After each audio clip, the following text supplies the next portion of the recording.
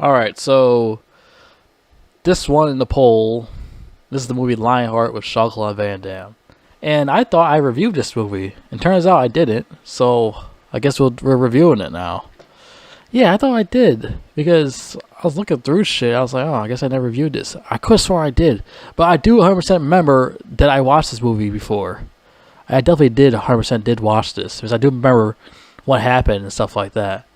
So what happened here is like this is a good movie. I'm not gonna lie. This movie is like better than Kickboxer. Like I'm not saying Kickboxer is terrible. It's just that I'm not a fan of the whole rape scene that part.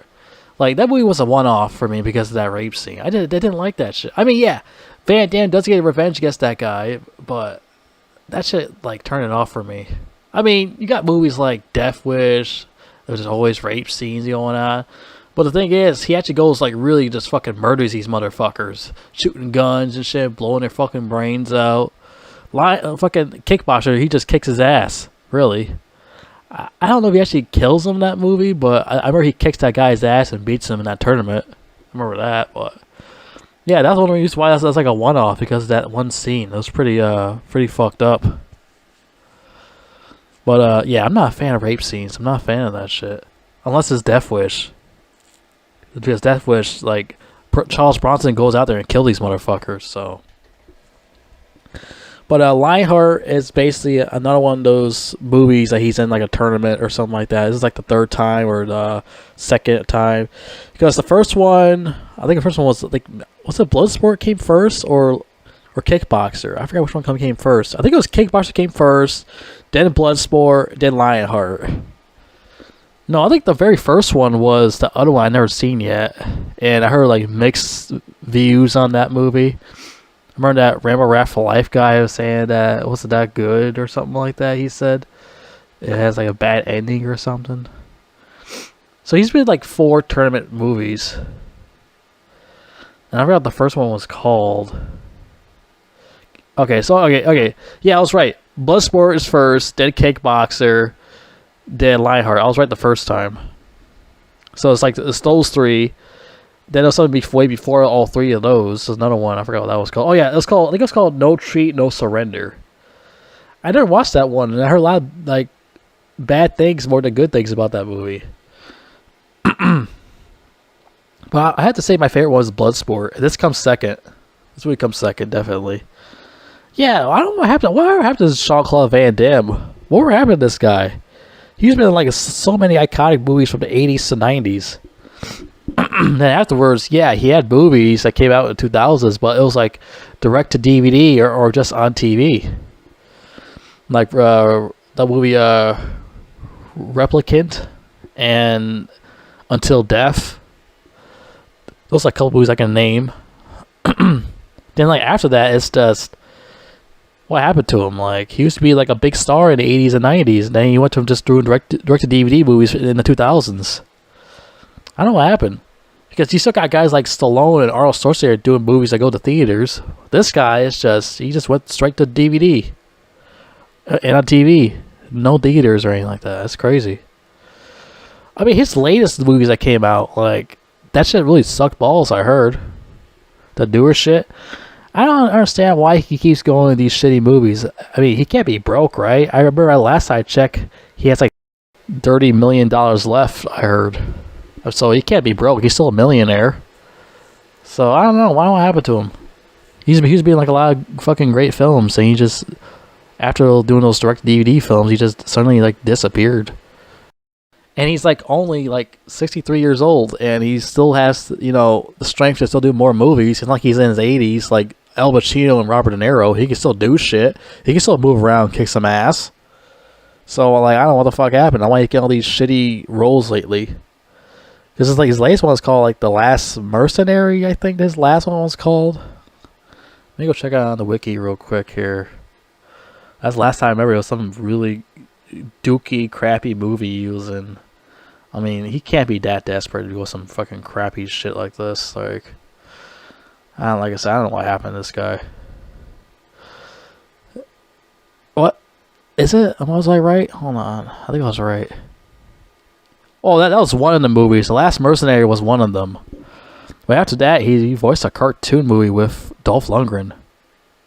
That's weird because he went from doing a movie with Dolph Lundgren called that futuristic movie where they're part robots and shit. What was that shit called again? Universal Soldier. Then all of a sudden, those two went to doing a fucking voicing a kids cartoon movie in Minions. What the fuck happened? What's this new one coming out? Frenchie? Oh, it's a movie that Van Damme's directing. Is it a movie about him? I'm guessing. But his documentary about him or something, I guess. I guess so. Yeah, I don't know. I don't know what happened. At least he's still trying to do something in his career. Well, let's get into reviewing Lionheart. So, this is the first time I watched this movie. I watched the movie before, and I really enjoyed it. But the problem is that he never actually went to go look for his brother, his brother's murderers. I don't think he ever find them. Because I remember I watched the movie, he never actually go after them. All he did was just took care of his fucking, his kids. Well, not his kids. Well, his kid and his wife. He took care of his kid and wife after he, went AWOL on the army. Yeah, he gets a note when he was in the military about his brother got fucking burnt to crisp like a cookie crisp.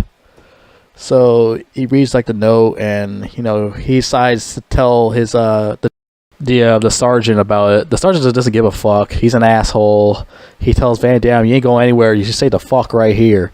Van Damme's like, "Okay, I'll kick you guys' asses. I'm getting out of here. I'm going AWOL." So he gets out of there. He leaves. He travels to New York, and I think like he meets this black guy who's a trainer, and he runs street fights.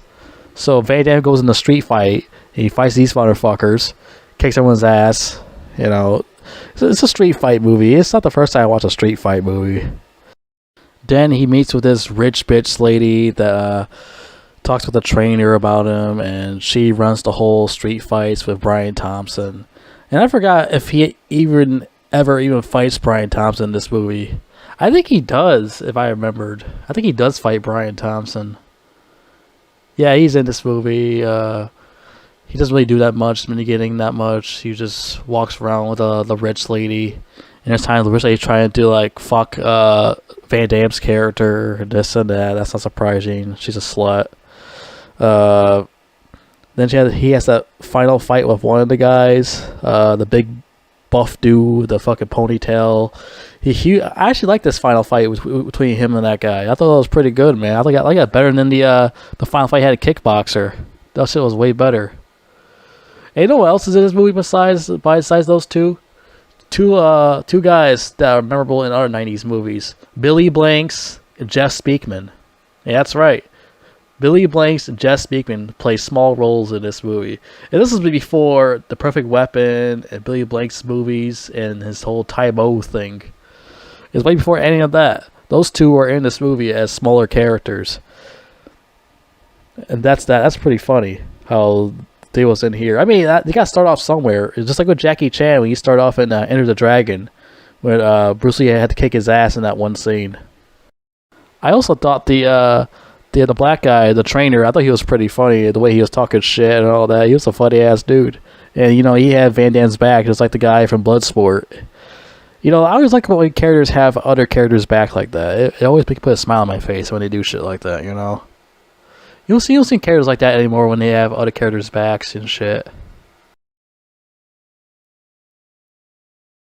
This is a really good Street Fighter film, but the problem is just that he forgets all about his brother's killers. It's just that after the whole thing with the hospital scene with him and his dead brother, he just completely forgot all about it and just went on to do street fights and fucking kick everyone's ass.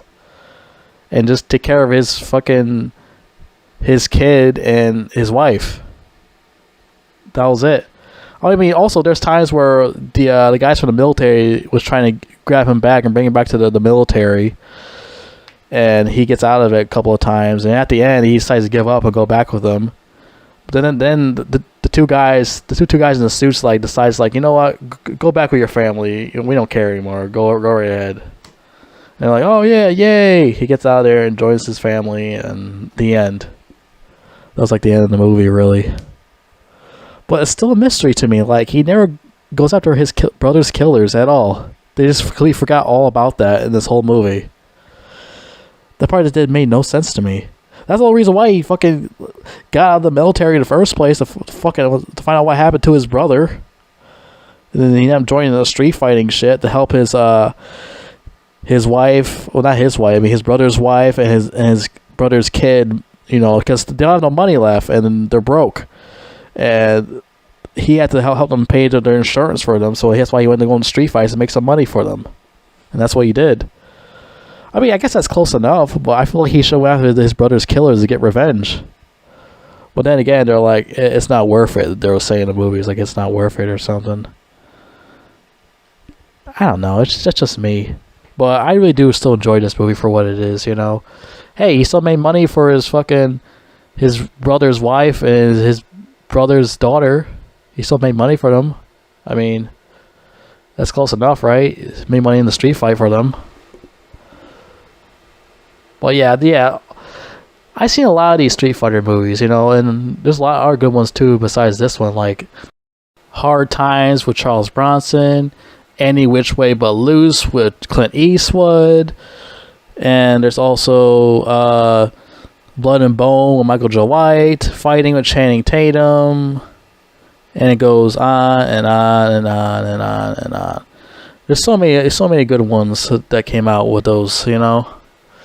But there's ones like Fight Club. That's one of the most overrated street fight movies I've ever seen in my life. It's just, people always talking about that movie, and I still don't get it to this day. What's so great about that fucking film? I never understand what's so good about it. Like, well, what was so special about that film? It's just stupid. It's a really stupid storytelling in that movie. I just never get what's so special about that film. And I don't know how I ever want to review that, because I did watch it and it was stupid. I didn't like it. But yeah, that's it for this review. Lionheart, good film, better than Kickboxer. Still never seen that No Treat, No Surrender movie, but I heard like a lot of bad things about that movie. But yeah, I really did enjoy this film though for what it is. Still sucks he never found that brother's killer.